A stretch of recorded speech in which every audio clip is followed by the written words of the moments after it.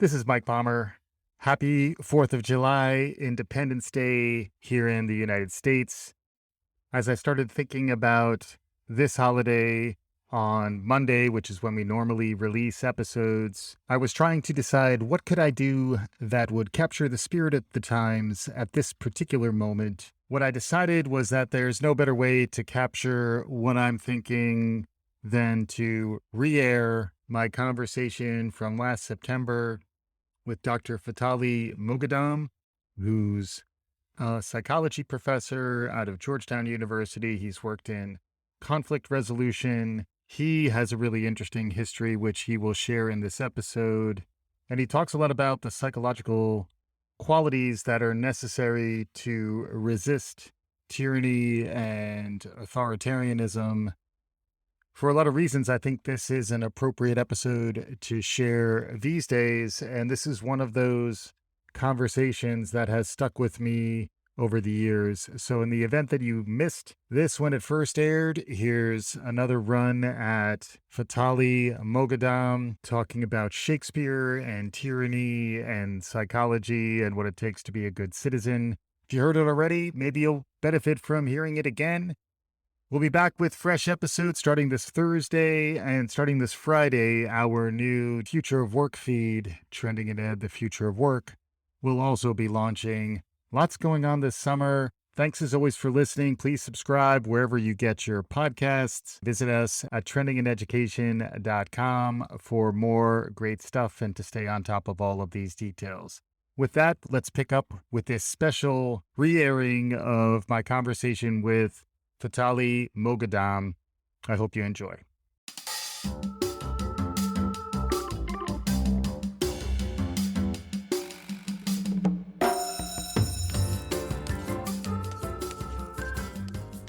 Welcome to Trending in Education. Mike Palmer here. Very excited today to be joined by Dr. Fathali Moghaddam, who is a professor in the Department of Psychology and a faculty fellow at the Berkeley Center at Georgetown University. He's going to tell you about his expertises. They're plural. Also, his publications are plural. I feel very honored to have Dr. Moghaddam in my presence. Ali, welcome to Trending in Education. It's wonderful to have you. Thank you. I'm delighted and honored to be here. That's fantastic. And to begin the conversation, we like to get to know our guests in their own words. I like to talk about folks sharing their origin story. Can you share with us what got you to this point in your professional life? In brief, I was born in Iran, in Tehran, Iran, and I stayed there for 8 years before my family moved to England. For various reasons, I was put in a boarding school in London where I was raised and received my formal education in England. Mm-hmm. In 79, when the revolution was taking place, 78, 79, this was something very important to me because as a student of social psychology, I was doing experiments on groups, and here was a real experiment. And I rushed back. I drove back to Iran from England, and I remained in Iran for about 5 years through the very difficult times of hostage taking and the beginnings of the Iran-Iraq War. And beginning of 84, I left because I realized there was very little else I could do to try to promote democracy. We'd reached a dead end. I had reached a dead end. Yeah. And I left and I went to Canada. I worked at McGill University until 1990 when I went from McGill to Georgetown University, and that's where I've been since. Yeah. And it's the sort of typical story of an immigrant in the United States, thrown by circumstances here and there. Yeah. I skipped over some of the areas which you studied, and there's plenty of them. They're really interesting and relevant, dare I say, zeitgeisty, which is something I try to say periodically on the show. They are very emergent, even though you've been covering them throughout your career. Some of these expertise include culture and intergroup conflict with a particular focus on the psychology of globalism, radicalization, human rights and duties, and terrorism. And then there's another dimension that talks about authoritarianism.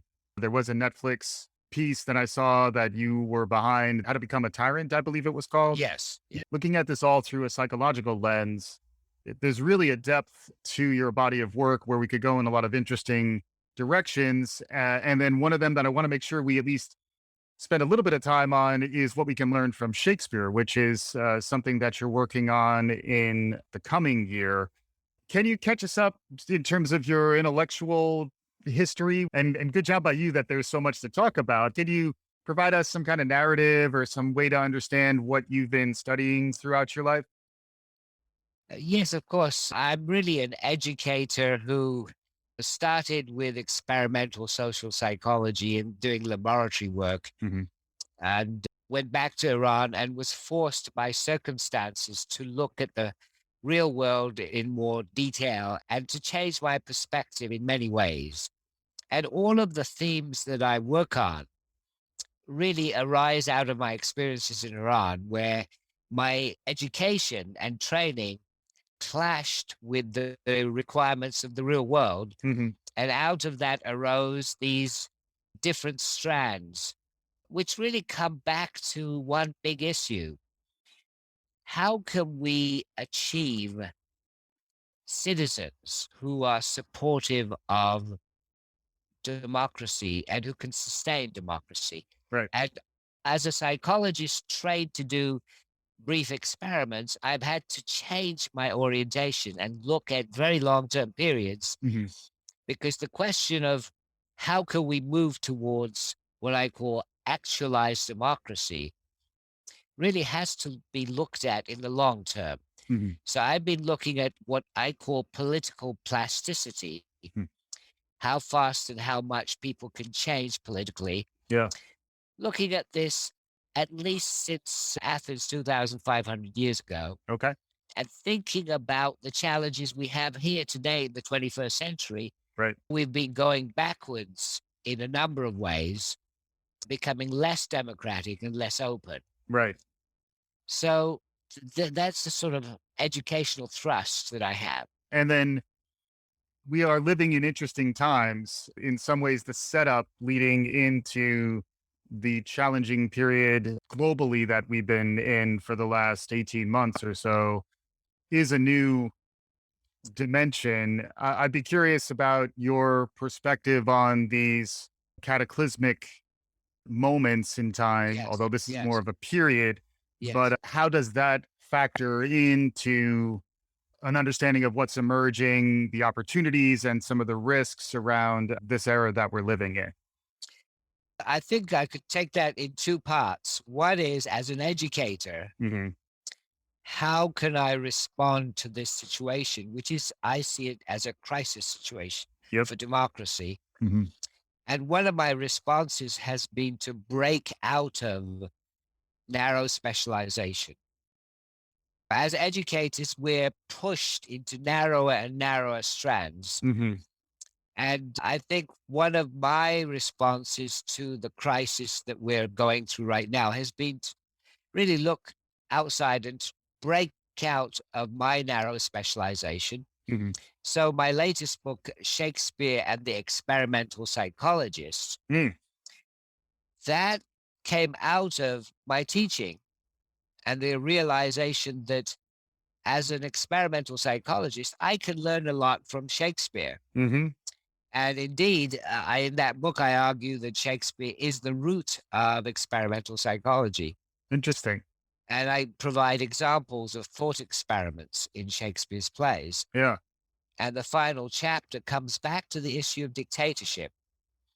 And I begin the final chapter with quotations from Donald Trump and Julius Caesar. Hmm. Yeah. So that's been one of my responses. Yeah. A second response to the crisis we're going through is really to, as a psychologist, to home in on the question of the cognitive underpinnings of democracy and dictatorship. Mm.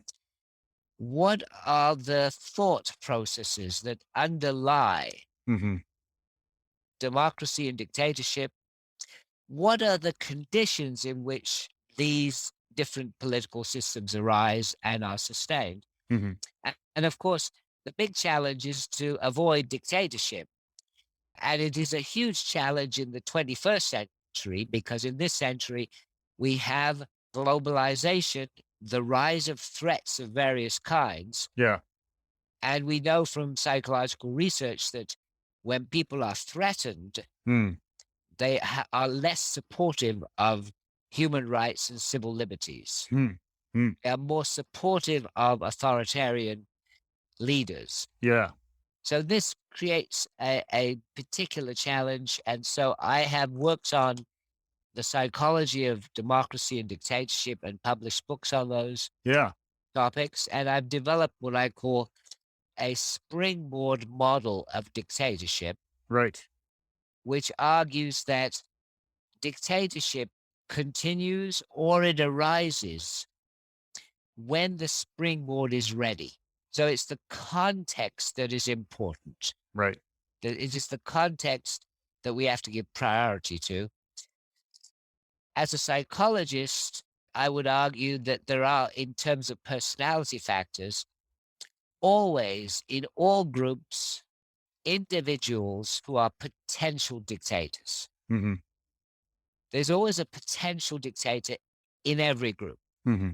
But why is it that all societies, all groups don't turn into dictatorships?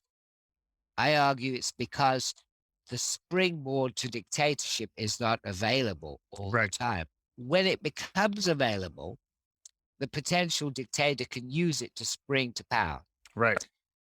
But of course, the potential dictator is not ineffective and inactive in bringing about the springboard. Right.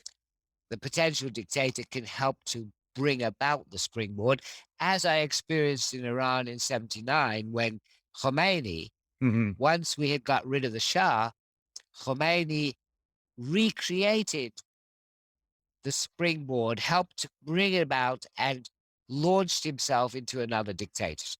Yeah. And we're seeing an increased occurrence of the conditions of the springboard. Authoritarian regimes are on the rise, and even within more democratic places like the United States, there's a tendency towards authoritarianism as well. In our case, Trumpism. Globally, there may be other ways to understand it. And that is also something where credit to you, and I'd love to get more of your perspective on where we may be biased or overly narrow in our understanding of psychology and some of our assumptions around individualism. Do you have any perspective you can share about really any of this? Thank you. Yes, I do believe that in mainstream psychology, we have taken the wrong perspective because we have neglected the context. For me, psychological processes have to be looked at from the outside in. Mm-hmm. Now, this may seem paradoxical because you say the brain is in the individual, Mm-hmm. so we have to start there. But no, before the individual arrives in this world, there is already cognition out there. Mm-hmm. There is already a culture, there is already a normative system, there is already a prescription for how to behave. Mm-hmm. We fit into that larger culture. So we have to start by looking at what's going on outside and then working to the individual. Of course, I'm not the first person to have this idea. Right. Vygotsky, Jerome Bruner, Ram Harre, many people have had this idea. I'm just following this slide and arguing that in order to understand what is going on with democracy and dictatorship right now, we should not start with individuals. Mm-hmm. We have to start by looking at collective processes Mm-hmm. and the narratives and values, etc., that are shared collectively. Mm-hmm. As regards the trends at the moment, it's very clear that we are in a trend of declining openness, declining democracy, weakening democracy, and the rise of authoritarian strongmen. And this is, as you pointed out, not just in non-Western societies, it is also in the West. Right. And I believe psychologically, this has a lot to do with the increased perceptions of threats, different types of threats, Yeah. whether it's threats of Mexicans coming across the border, Right. Muslims invading us, Hmm. all these threats. It's not just the West that sees these threats. In Islamic countries, they see the threat of invasion from anti Islamic forces. Right. So you've got the rise of these extremist groups in Iran, in Afghanistan, Hmm. in Pakistan. Hmm. If you look at the Islamic world, including the largest country, Indonesia, where I've visited and given talks, in these countries, there is a perception of invasion from the West. Hmm. So what we have is the mobilization of authoritarian, often nationalist, often religious groups Hmm. against what they see to be threats from the outside. Yeah. And then thinking about this from the educational perspective, what advice would you give to educators, folks who are trying to design curricula, think about where the world of learning is going? It does sound like we are in a crisis in your perspective. When I hear crisis, I think there's time to take assertive action in Yes. support of positive outcomes. Can you paint for us what some of those might be for folks who care about learning and educational outcomes? Absolutely. Education is the solution in the long term. Hmm. And this education, first of all, must avoid ethnocentrism. It must be education that looks outwards and trains young people to look outwards and see global trends, Hmm. recognize that what they are experiencing in the United States is part of a bigger picture. Hmm. So, the integrated nature of our globe, the integrated nature of the international system. That's the first thing we have to teach young people, Yeah, that we cannot just build walls and say we're going to do things here apart from everybody else. So that's number one. sure.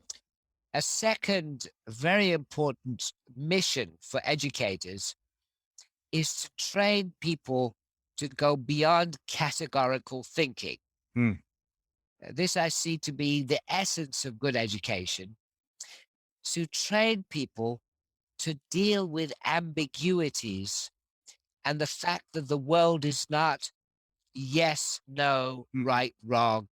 There are all these middle grounds that mm, we have to work with, and we have to recognize them.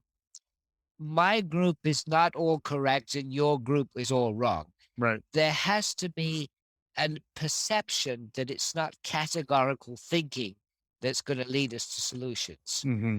And of course, this is very difficult to do in education, very difficult to do. Hmm. And it's a challenge for modern educators because the internet, the media, they're pushing us towards categorical thinking. Hmm. And tolerance for ambiguity is something we have to build up. Yeah, that's fascinating. I was going right where you're going around the impact of media. There are new opportunities to be exposed to others as well, particularly in this context. You and I are not in the same physical space, but we're having a very engaged conversation, and that extends into small classrooms online that are being delivered well, seminar style Yes. conversations. There is something new emerging on that front. Any thoughts on the digital dimension and ways in which it is driving towards new connections across global lines? And then I think at the same time, there will still be that tendency, particularly within social media, to almost metastasize your echo chamber and filter bubble so that you're only being fed the reinforcing information that drives towards tyranny. I understand that.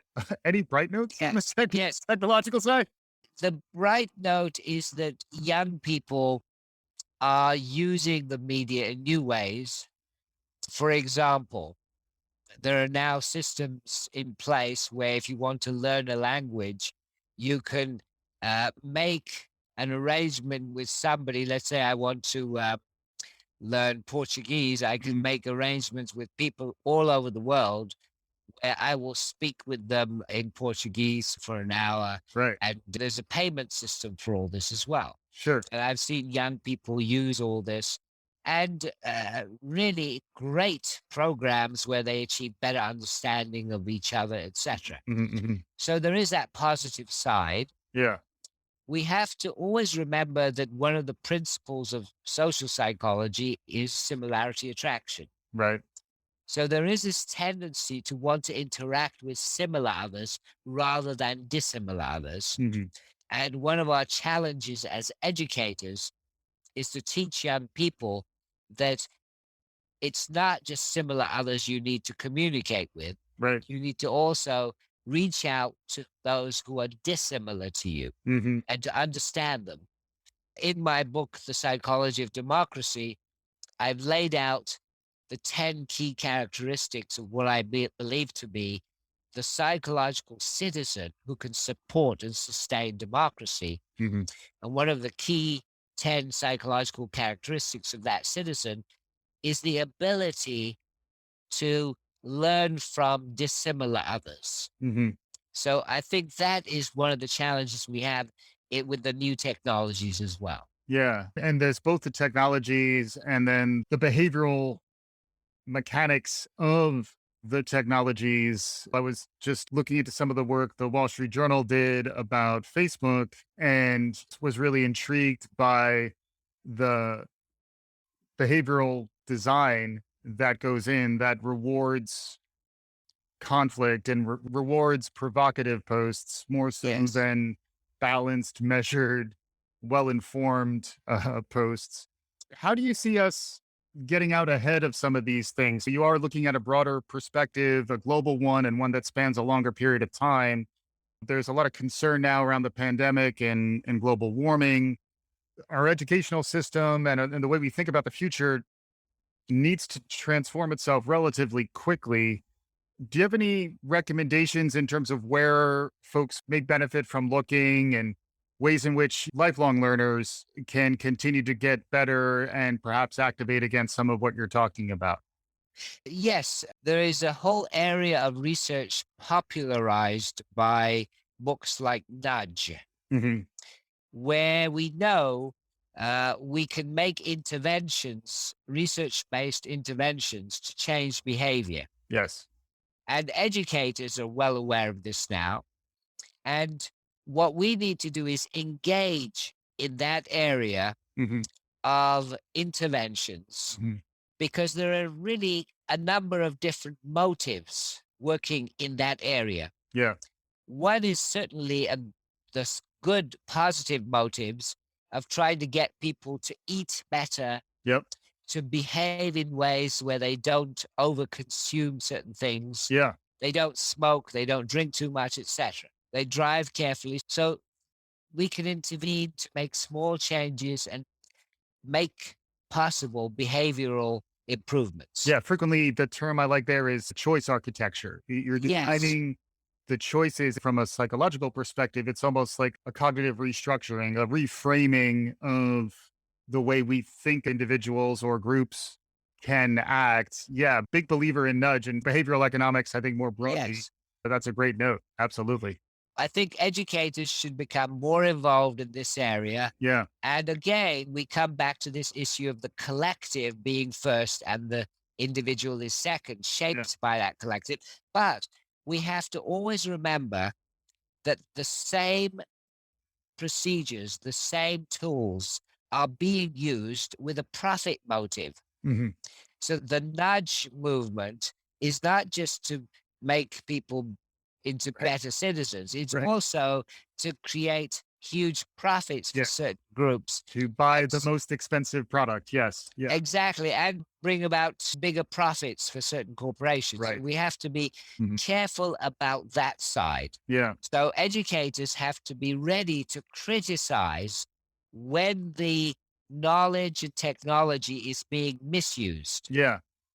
And then is there a new model of education that you think will need to be established? We do span K-12, lifelong learning, higher ed, all of them, how much of it is working and how much of it needs to be reimagined? It's something we talk about a lot, particularly as new skills emerge. You're talking about an even more fundamental understanding of human psychology that, if I'm hearing you right, is in some ways foundational. Once you accept some of the premises in the way you're thinking, it does have some serious implications to how you would design an educational system. Oh, absolutely. If we accept that we need to develop psychological citizens Mm, capable of supporting and sustaining democracy, if yeah. we take that as our goal, Hmm. then we need to redesign the education system in major ways. There's Yeah. no doubt about that. Yeah. But we have to start with the understanding that democracy is not automatic, it is not natural, Mm, and it is not inevitable. yeah. This is a very important understanding Yeah. we have to come to. Unfortunately, there are those in the education system who still believe in the inevitability of the end of history thesis, if you like, Hmm. that capitalist democracy is inevitable. Everybody will become that. Right. Right. I've heard this from educators Hmm. that we're all going in that direction. I believe that is total nonsense. There is nothing inevitable in history, Mm, not in the Marxist way, not in the capitalist way. yeah. By the end of the 21st century, we could have all become a model of China in different ways. Yeah. See, the Chinese are putting forward a different model of society, Right. and they are saying our civilization provides a better system than the capitalist democratic system. Hmm. And this is a competition, Hmm. and there is no inevitability about who wins out. Yeah. So in education, we have to be very aware of this, and we must accept the responsibility of developing citizens who can help democracy win out. Yeah. Yeah. And I'm continue to come back to Shakespeare. Are there any lessons to be learned in terms of the future of education or how to be a good teacher? Everything connects to Shakespeare in some way, and you've just Yes, written an yes. extensive book. But any ways in which you could connect any of this to some of what Shakespeare put out there for us? Oh, absolutely. I come back to this challenge we have as educators of breaking out of our narrow specializations Yeah. and looking more broadly. Hmm. When I did that with Shakespeare, I discovered that, first of all, in a number of Shakespeare plays, such as Hamlet, there are these brilliant thought experiments. And if you look at the details of these thought experiments, they are really precisely laid out. Mm, And they're the kind of thought experiments that could be carried out in a psychology laboratory today. mm, So in my book, Shakespeare and the Experimental Psychologist, I map this out. yeah. Then I discuss examples of scientists and science where thought experiments are the key. Mm, And one example is Albert Einstein, who I consider to be the greatest scientist in the last couple of 100 years. yeah. Einstein did not carry out actual experiments. Mm, He did thought experiments. hmm. He was so brilliant in his thought experiments, and we are still discovering the truth of some of his most important thought experiments. For example, black holes. Right. Over 100 years ago, here he was talking about this phenomenon. And I believe I'm right in saying that when he died, he wasn't sure there are black holes. Right. Right. But here we are now talking about black holes as though they're concrete things. Yeah. So, one of the things to keep in mind as educators, I believe, is we've got to be flexible in how we look at disciplines and specializations. And we've Mm, got to teach young people in a way that is not rigid. hmm. Sometimes as educators, we become protective of our turf. This is psychology and that is literature. Right. Don't mix up literature with psychology, and don't mix up uh, physics with philosophy, and just keep them apart. Right. Right. That is, of course, not a very useful way to do things. We have to train young people to think flexibly. Yes. And I believe the greatest breakthroughs come when particularly young people start thinking across disciplines Yes. rather than within disciplines. So, as educators, Hmm. we've got to encourage them to do more of that. Yeah. Makes a lot of sense. And it does remind me of conversations I've had about the future of work and product development, which similarly requires that interdisciplinary, cross-functional thinking. It's true in large organizations too, rather than have these silos that are operating parallel to one another. The organizational structures that win are those that are able to orchestrate across these specializations. Where do you look for inspiration these days? You have to have motivation in order to be able to convey that to others. What charges you up? What gives you the energy that allows you to continue to push others in a good direction? In getting charged up, I look not necessarily within our own time, look at Shakespeare. Yeah. This is an incredible inspiration. I look at authors in different languages. I also am fluent in Farsi, of course, Yeah. my heritage tongue. And there is incredible inspiration to be gained by reading someone like Shakespeare and recognizing that here is somebody who is timeless, Hmm. who is not limited to any one culture, and who can teach us about the world that we live in right now. So that is inspiration. Hmm. And as educators, we should not be confined to a narrow discipline. And of course, we have to fight against the bureaucracy of our institution, Yes. which pushes us within a certain discipline and Hmm. pushes us to think within narrow lines. Yeah. And this is bureaucracy. Yeah. I've also recently written a paper on the psychology of bureaucracy, which is on my website. Oh, wow. When I'm ready, that's one that I'm going to Yes. lean into. You're touching on another dimension of the educational universe, which is higher ed.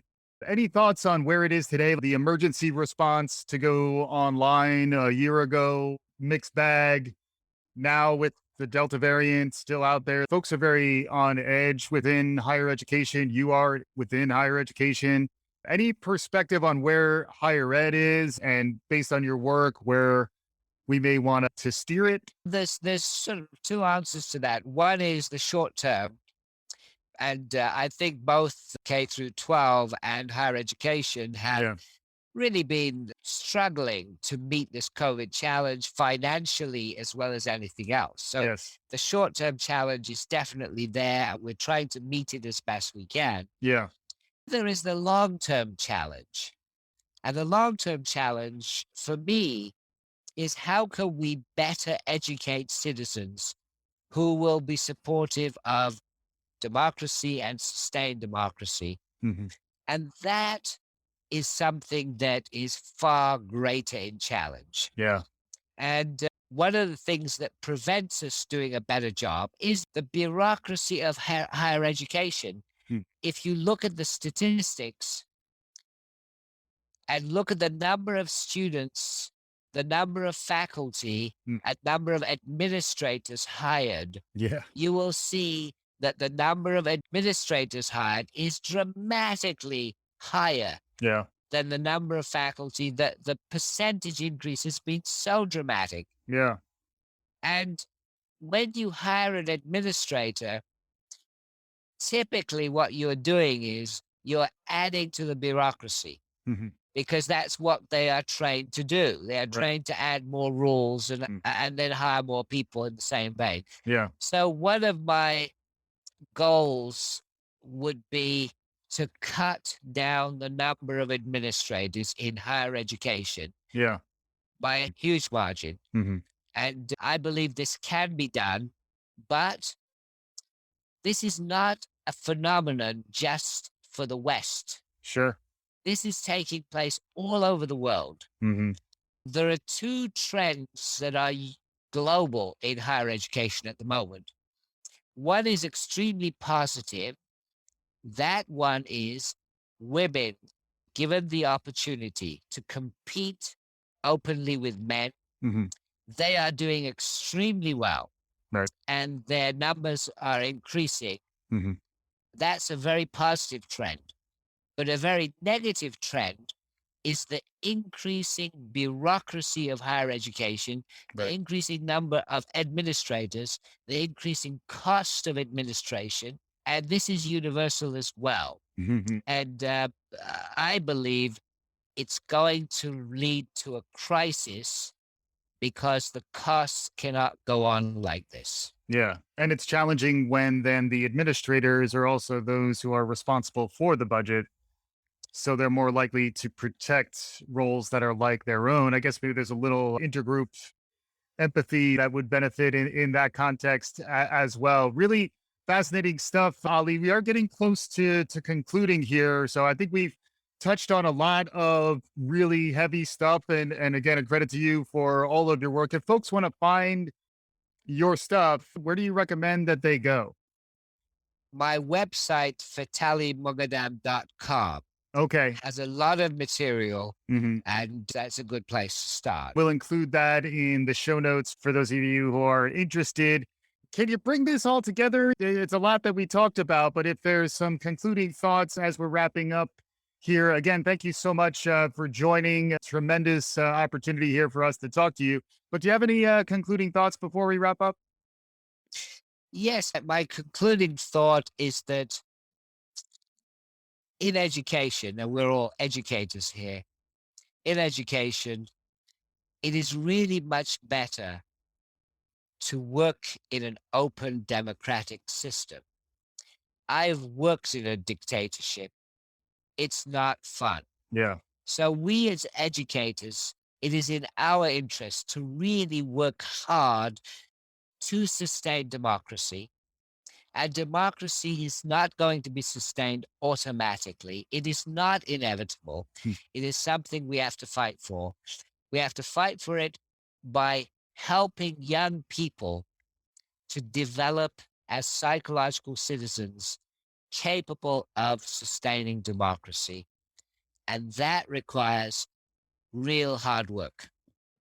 Fantastic stuff. Dr. Fathali Moghaddam out of Georgetown University, Berkeley Center. You can find all of his work on fathalimoghaddam.com, which we'll be sharing out as part of the show. Thank you so much for spending some time. Thank you very much. I greatly enjoyed it and I'm honored. Thank you. Awesome. And hopefully our listeners enjoyed this as much as I did. If you did, make sure you subscribe, write us a review, tell your friends. We'll be back again soon. This is Trending in Education.